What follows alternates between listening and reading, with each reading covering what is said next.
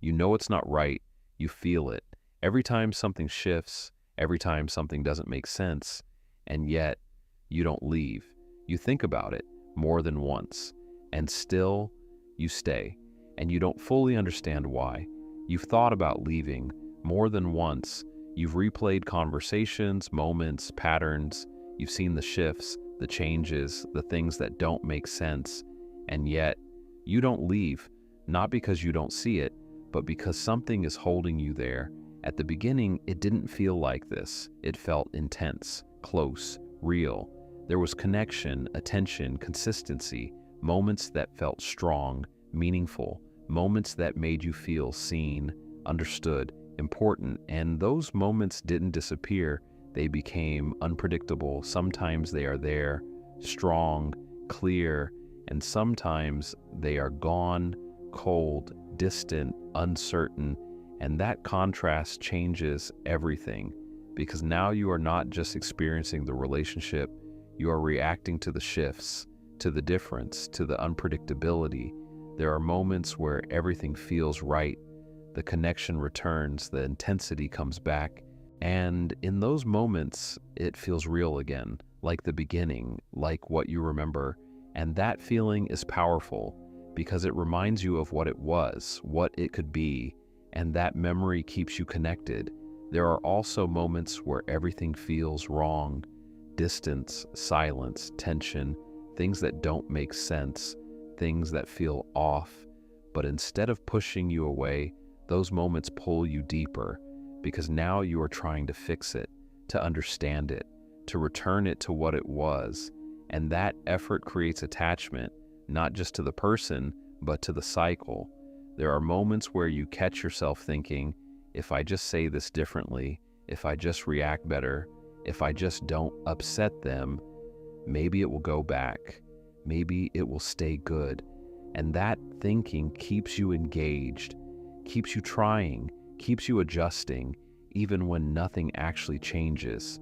There is a pattern: intensity, connection, closeness, then distance, confusion, withdrawal, and then return. And every return feels like relief, like something has been restored, like the connection is real again. And that relief reinforces everything, because your brain starts associating the person with both discomfort and relief. And that creates a bond not based on stability, but on contrast. There are also moments where the return feels even stronger than before, more intense, more emotional, more convincing, as if everything that went wrong has been erased. And in those moments, you feel even more connected, even more certain, and that strengthens the cycle, because now the good feels even more valuable. There is a psychological reason this is so powerful. Your brain responds strongly to inconsistency, to unpredictability, because it keeps searching, trying to understand, trying to stabilize, trying to get back to the good state. And every time that state returns, it feels earned, like you did something right, like you fixed something, even when you didn't. And that belief keeps you engaged, keeps you trying, keeps you staying. There are moments where you notice this clearly. You feel anxious when things shift. You feel relief when they return. Your emotional state changes depending on them. And that dependency grows, because now your stability depends on their behavior. There are also moments where this starts affecting your entire day. Your mood shifts based on a message, a tone, a response. You feel better when things are good and unsettled when they are not, even if nothing specific has happened. And that creates a constant background tension, because you are always waiting for the next shift, the next signal, the next return.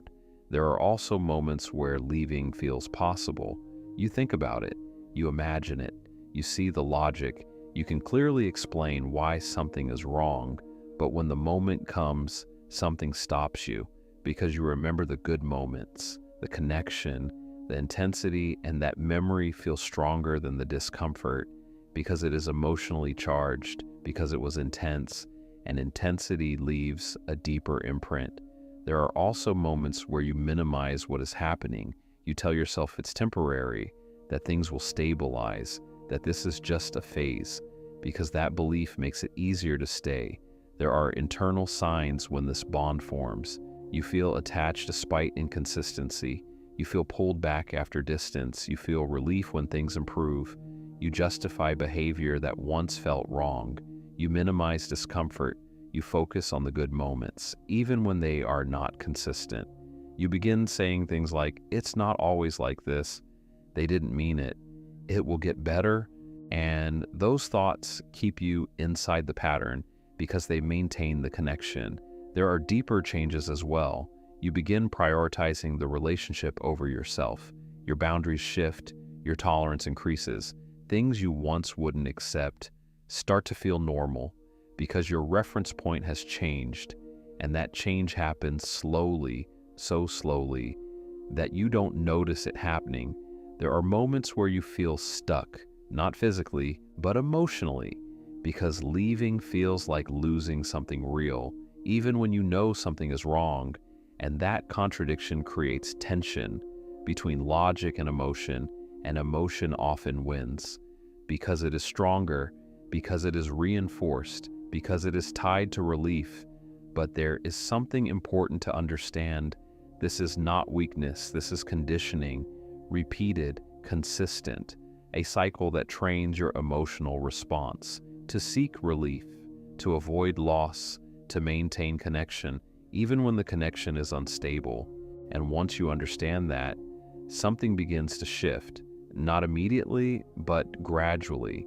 You begin seeing the pattern more clearly, not just the moments, but the cycle. You begin noticing the shifts earlier, the intensity, the withdrawal, the return, and that awareness creates space between you and the pattern, and in that space, something changes. The automatic reaction weakens, the need to fix decreases, the pull becomes more visible, and once you see the pull, you can start questioning it, not the person, the pattern. And that is where the bond begins to weaken, not through force, not through confrontation, but through awareness. Because once you understand the cycle, it no longer feels random, it becomes predictable. And predictability reduces its power, and slowly your connection to yourself begins to return, not perfectly, but enough to notice your own feelings again, enough to trust your own perception again. And the moment you see that is the moment something shifts. And the moment you see it is the moment the erosion stops.